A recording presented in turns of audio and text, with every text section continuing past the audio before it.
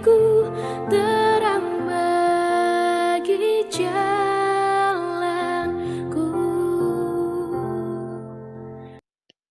Shalom, salam sejahtera untuk kita semua. Kembali kita akan menikmati ibadah hari ini dalam kebaktian pemahaman Alkitab. Mari kita berdoa terlebih dahulu. Bapa dalam surga, kami bersyukur kembali Tuhan memberikan waktu bagi kami untuk menikmati firman-Mu dalam acara ibadah online hari ini. Tuhan menjaga, melindungi, dan mengurapi kami semua. Biarlah firman-Mu memberikan kekuatan dan tuntunan bagi kehidupan kami, agar kami boleh senantiasa menikmati kasih dan kemurahan-Mu sepanjang hidup kami. Terima kasih Tuhan, dalam nama Yesus kami akan mulai. Haleluya, amin. Mari kita buka Alkitab kita dan kita baca bersama dalam Filipi 4 ayat 7. Filipi 4 ayat 7, demikian, damai sejahtera Allah yang melampaui segala akal akan memelihara hati dan pikiranmu dalam Kristus Yesus. Firman Tuhan hari ini berbicara kepada kita bahwa damai sejahtera Allah akan memelihara hati dan pikiran kita. Di tengah pergumulan dan persoalan-persoalan yang kita hadapi setiap hari, sangat kecil kemungkinan untuk dapat merasakan damai sejahtera. Apalagi kalau persoalan-persoalan itu sudah sampai benar-benar menyita waktu dan tenaga kita. Pasti akan merasakan lelah yang sangat. Orang-orang yang ada di sekitar kita biasanya hanya menuntut dan mengharuskan ini dan itu. Lalu bagaimana mungkin kita bisa merasakan damai? Akal kita mulai berbicara bahwa tidak ada seorang pun yang bisa merasakan damai di tengah persoalan yang demikian berat. Ya, secara akal manusia itu benar. Tapi ingatlah bahwa damai sejahtera Allah itu melampaui segala akal. Bagi manusia tidak merasakan damai sejahtera, tidak mungkin. Tapi bagi Allah sangat mungkin sekali. Nah, saudaraku, hari ini kita akan melihat 3 hal yang membuat damai sejahtera tidak bisa kita rasakan.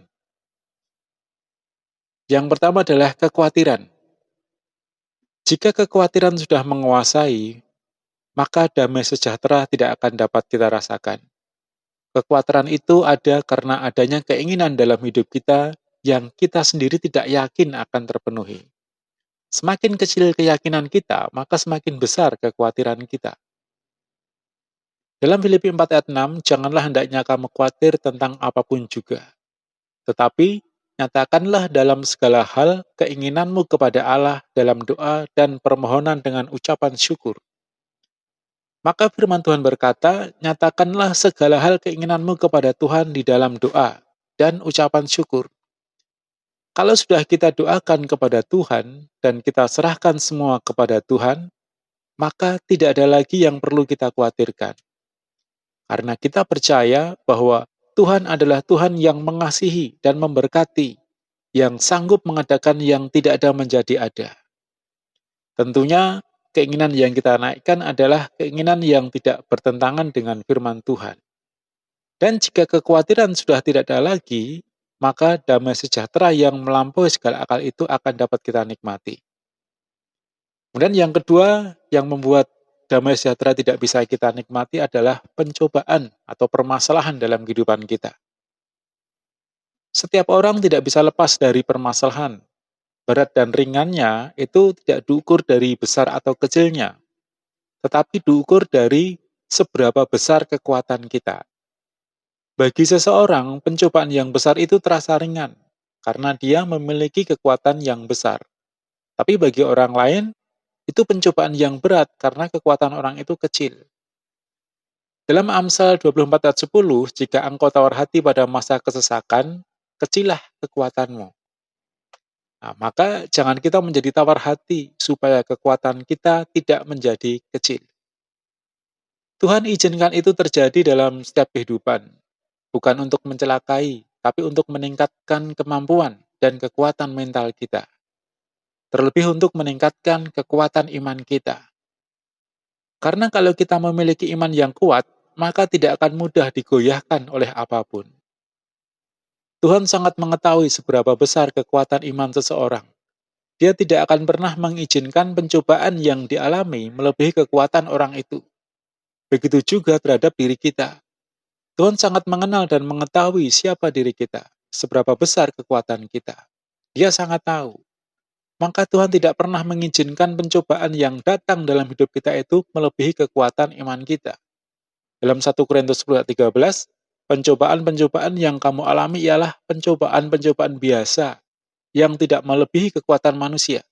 Sebab Allah setia, dan karena itu Ia tidak akan membiarkan kamu dicobai melampaui kekuatanmu.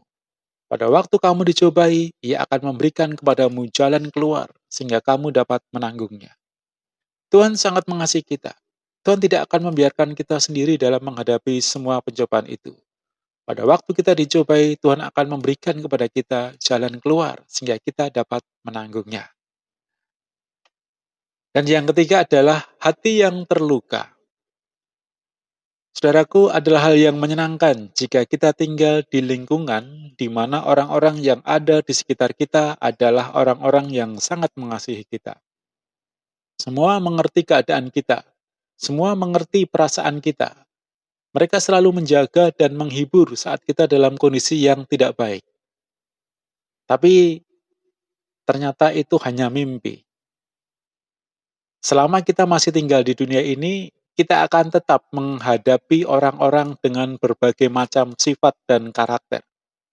Ada yang mengasihi, dan ada juga yang tidak mengasihi. Ada yang suka, ada yang tidak suka. Kita tidak bisa berharap semua orang mengasihi kita atau suka dengan kita. Sekalipun kita sudah berusaha mengasihi mereka, tetap saja ada yang menyakiti dan mengabaikan keberadaan kita. Menganggap bahwa kita adalah orang-orang yang tidak berguna, bahkan kita dianggap orang yang tidak pantas untuk dihargai. Sungguh suatu yang menyakitkan hati. Terlebih jika itu terjadi dalam lingkungan aktivitas kita, di tempat pekerjaan atau di dalam keluarga misalnya.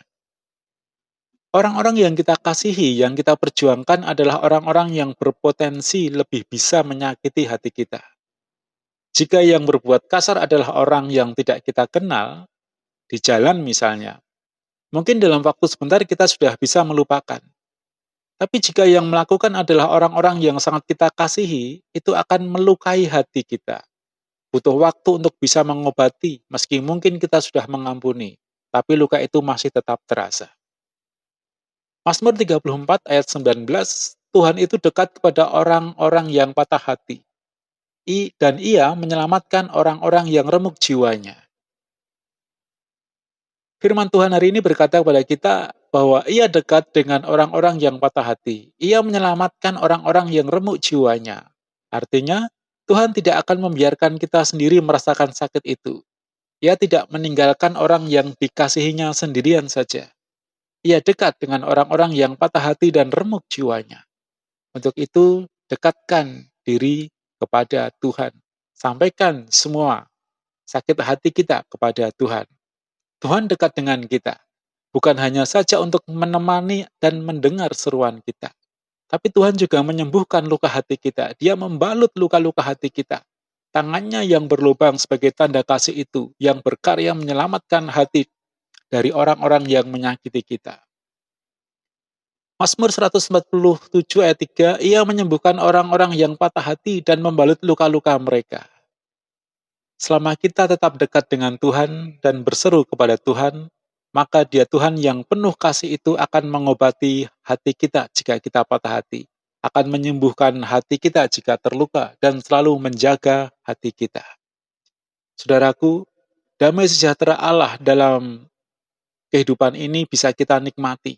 Sekalipun dalam kondisi seperti sekarang ini, bagi akal manusia mustahil untuk merasakan damai.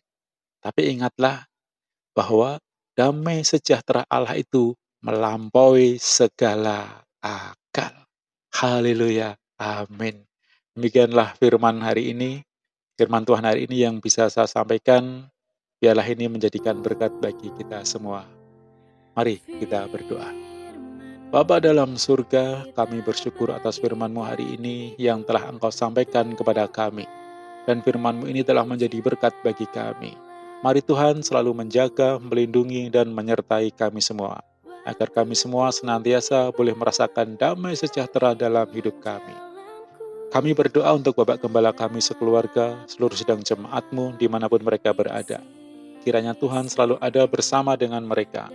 Berkati setiap usaha dan pekerjaan mereka. Jadikan berhasil setiap apa yang tangan-tangan mereka kerjakan. Jagai mereka semua dimanapun mereka berada. Tutup bungkus mereka semua dengan kuasa darah-Mu, sehingga mereka tetap dalam keadaan yang sehat, jauh dari segala macam penyakit. Biarlah mereka semua selalu dalam keadaan yang sehat, tidak kurang suatu apapun. Kami berdoa untuk ibadah hari Minggu nanti, kiranya Tuhan menjaga, melindungi, dan mengurapi kami semua, baik seluruh pelayan-pelayan-Mu maupun seluruh jemaat-Mu. Tuhan menyertai sepanjang ibadah, sehingga ibadah hari Minggu nanti dapat menjadi berkat bagi kami semua. Terima kasih Tuhan, ampunilah segala dosa-dosa dan kesalahan kami. Pulihkan bangsa kami, pulihkan hidup kami semua. Terima kasih Tuhan. Kami serahkan doa kami ini, dan kami akhiri ibadah ini di dalam nama Tuhan Yesus Kristus, Juru Selamat kami. Haleluya. Amin. Tuhan memberkati kita semua. Bagi